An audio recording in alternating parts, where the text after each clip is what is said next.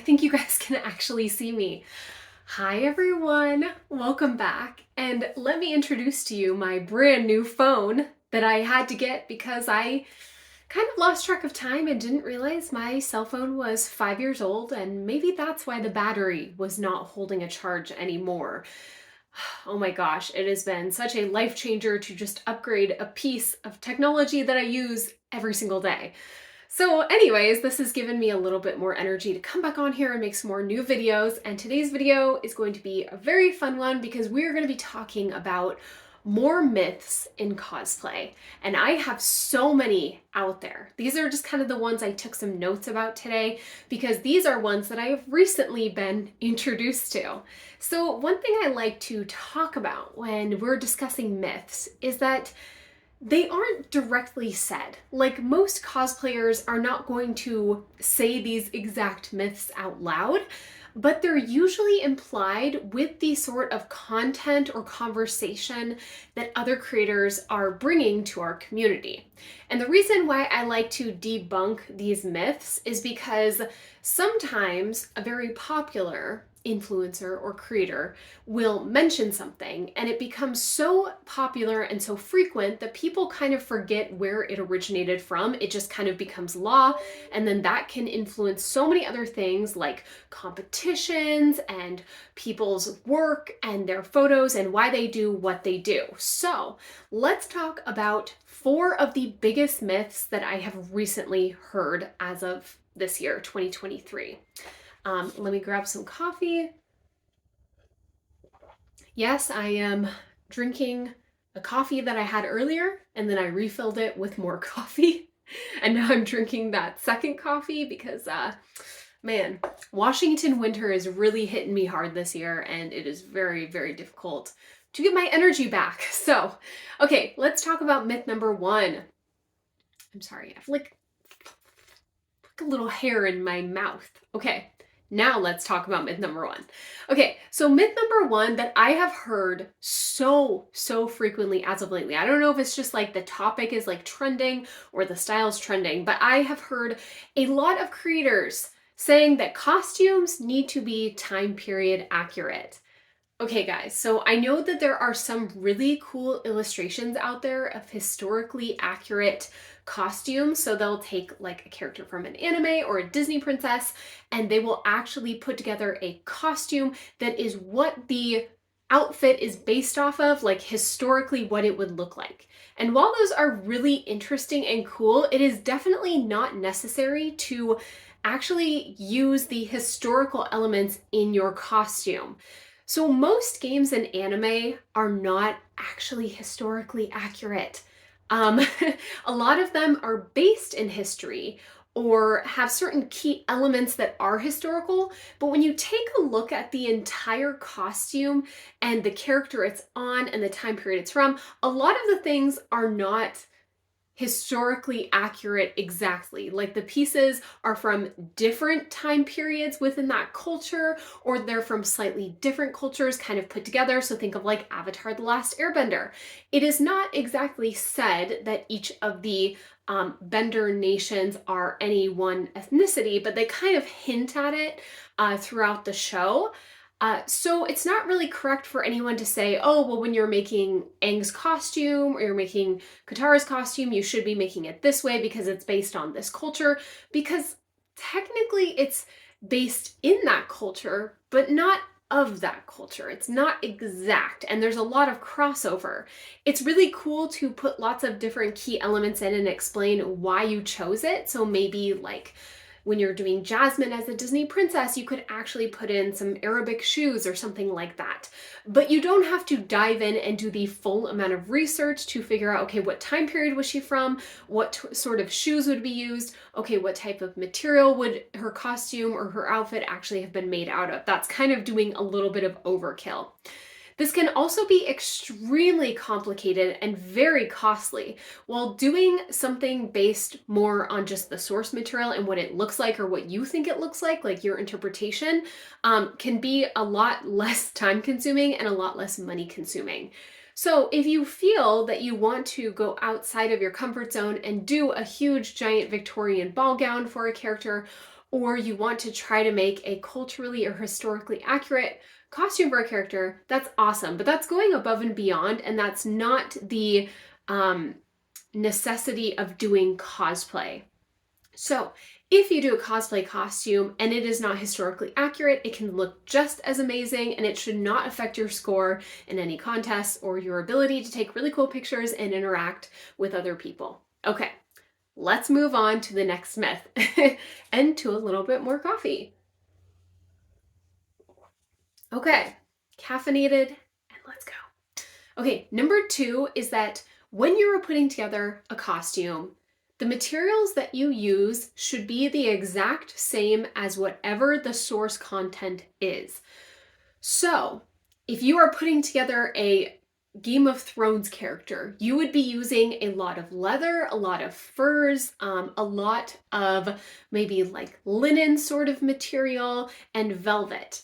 However, as most cosplayers can tell you who have been to a convention center, the inside of a convention center is not outside in 20-degree weather, which means the outfits that those characters wear are not made to be worn inside of a convention center, especially because a lot of these materials are non-breathable.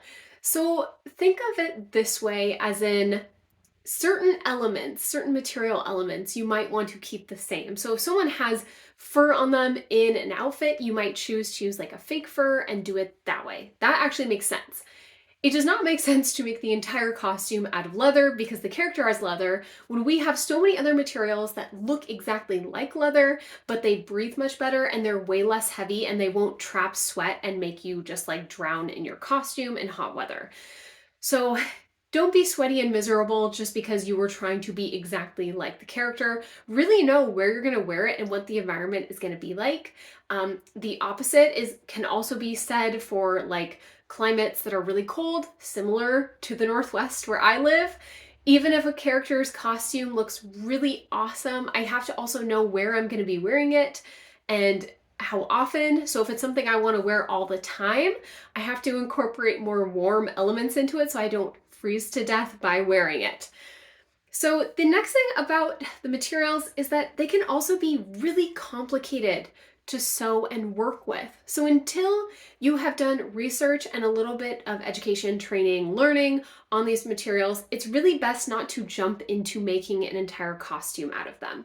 So maybe you have a character in mind that you've been wanting to do, but you know you're going to be using a very specific, very finicky material. I would highly suggest buying the material first, playing around with it, like play around with it in your sewing machine. Figure out how do you finish the hem on it? How does it lay? Is it really difficult to work with the other materials? Is it going to be the kind of material where as soon as you mess up, it is extremely noticeable and then there's no going back, like silk?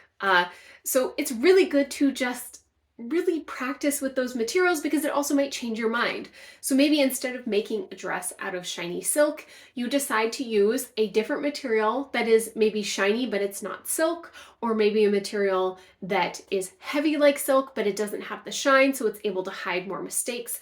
I like to think about costumes more as in how many mistakes am I going to make trying to create this? How expensive is the material? How does it wear? Like there's a lot of other questions you can ask yourself.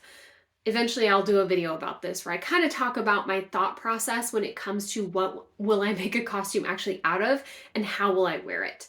But yeah, really ask yourself, is this material going to be extremely complicated and am I going to waste a lot of time ruining it before I get the hang of it?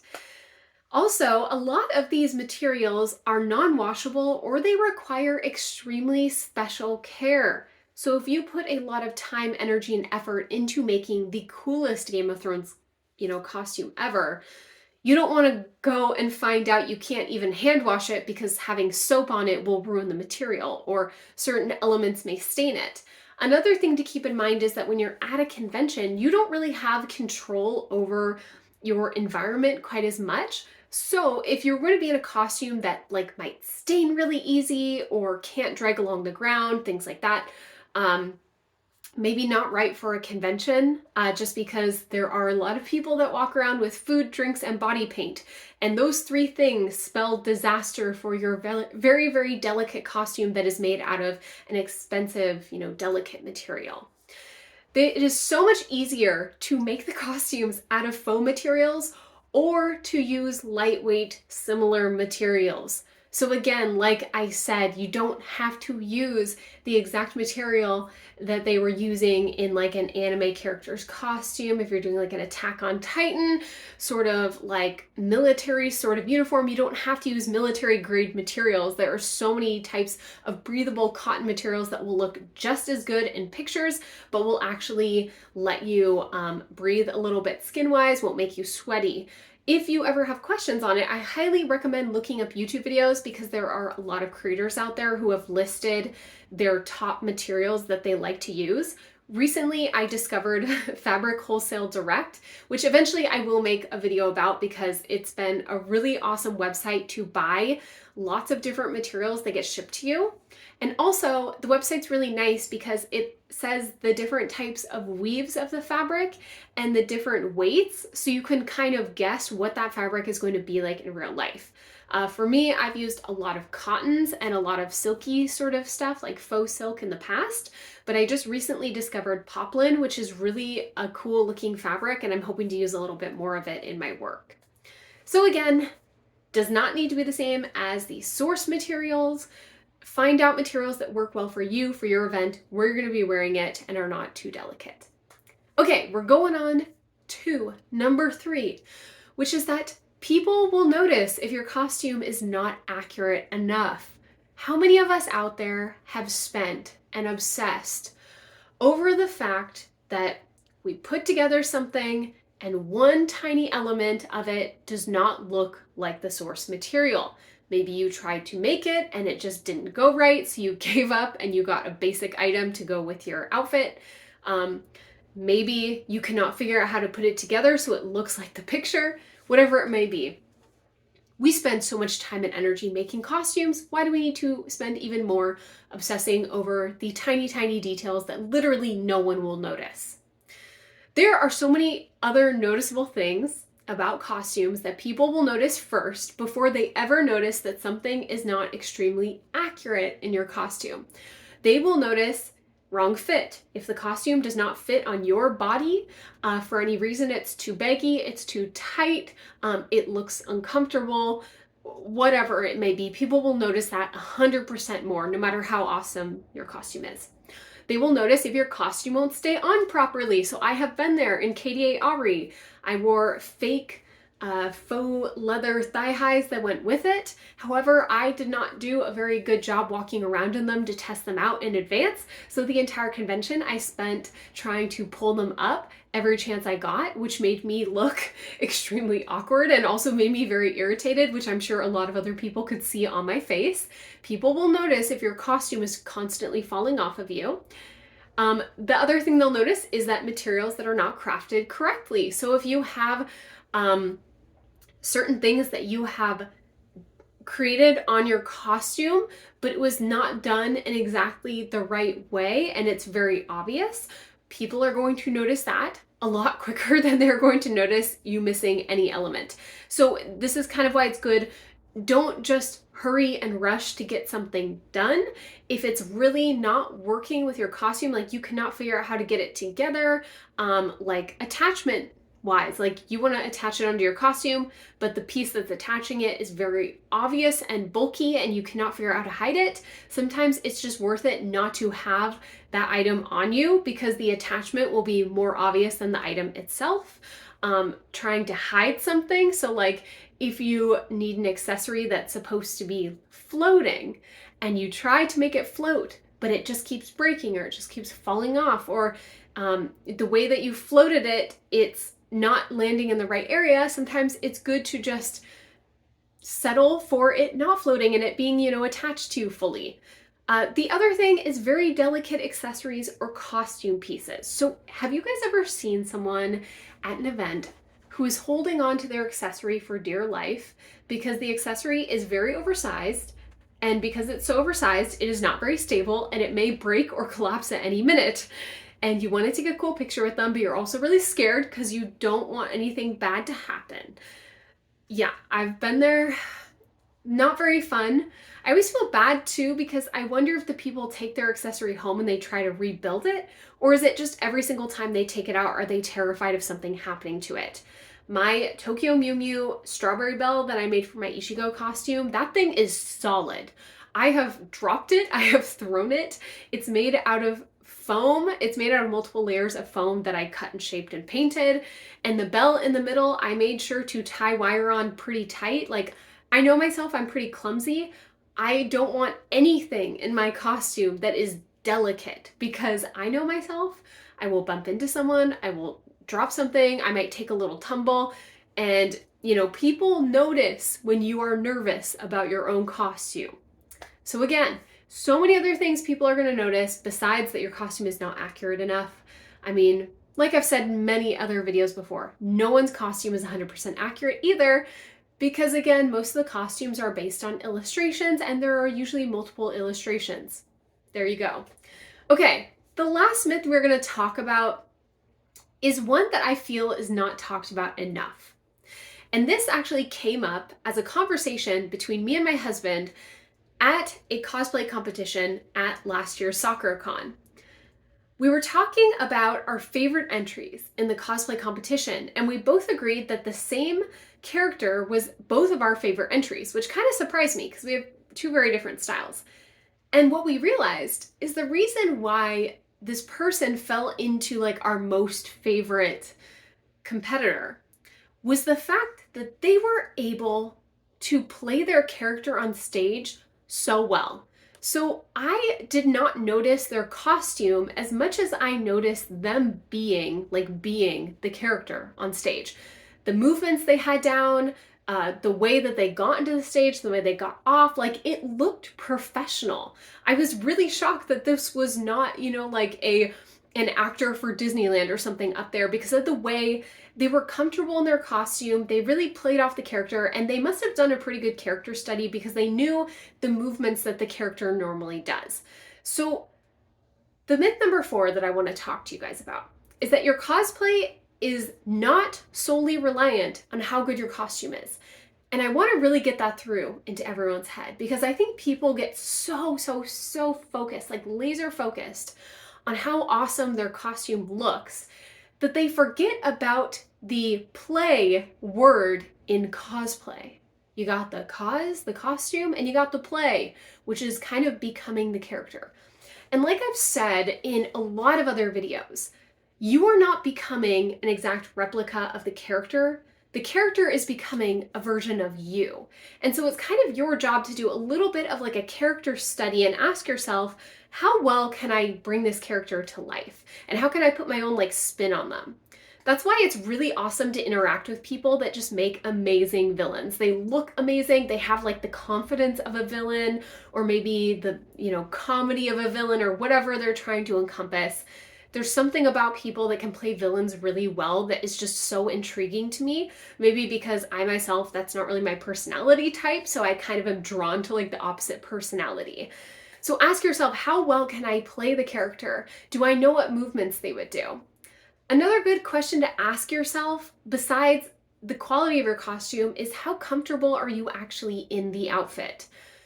I have made some cosplay outfits like my Elderwood Aubrey that I am so proud of. And I love that costume so much. And the pictures I took in it, I love them. I'm very happy and proud of the work that I put into it. And I still look at them. I look back at them. But I will say, that costume is as covering as a bathing suit.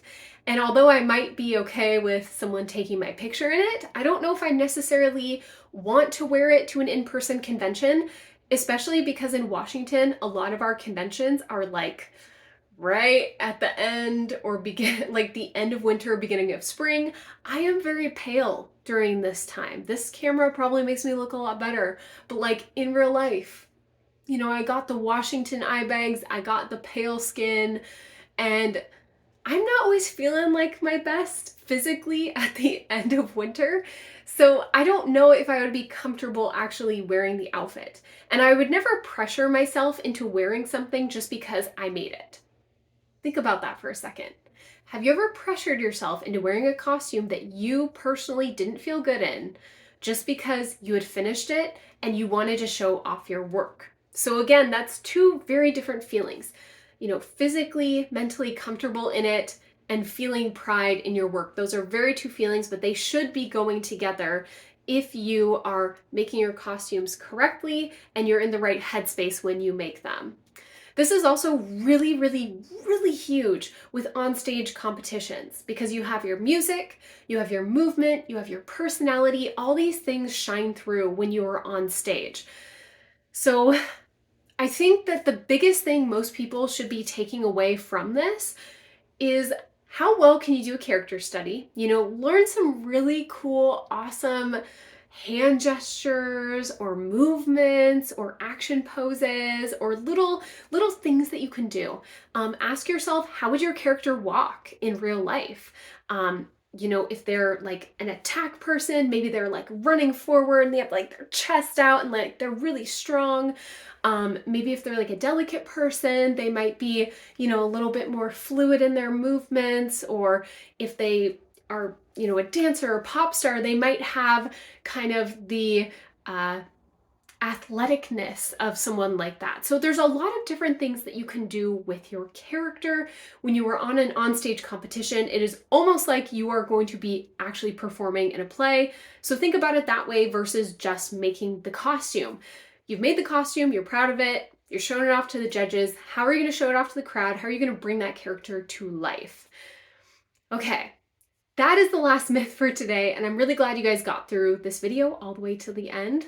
I have a lot more video ideas coming up because although I haven't been making videos, I have been taking a ton of notes for ideas that I have. And now I'm at the point where I'm like, okay, I took the notes. I actually have to make the videos now. And as you guys know, I talked about in a previous video, I am going to be moving in a few days. I'm going to have a new apartment I'm living in, a new workspace. I'm really scared to move my big mechanical desk because that thing is like my baby and it weighs a lot, like a lot. But I'm really excited to have a little bit more space to make cosplay. It's also kind of weird timing because I'm moving and then immediately the week after we have Emerald City Comic Con. I am so excited. The cast of Twin Peaks is going to be there, and that is one of my absolutely favorite shows. I will definitely be screaming with the rest of the crowd there. And then coming up in April, Soccer Con as always. I am so excited because I'm going to be showing off some costumes that I worked really, really hard on. And eventually I will come back on here and show you guys what those are and maybe even talk about how I made them. So anyways, thanks guys for watching. Come back for more content where I just say whatever random stuff has popped into my head. Have a good night and I'll see you back here soon. Bye.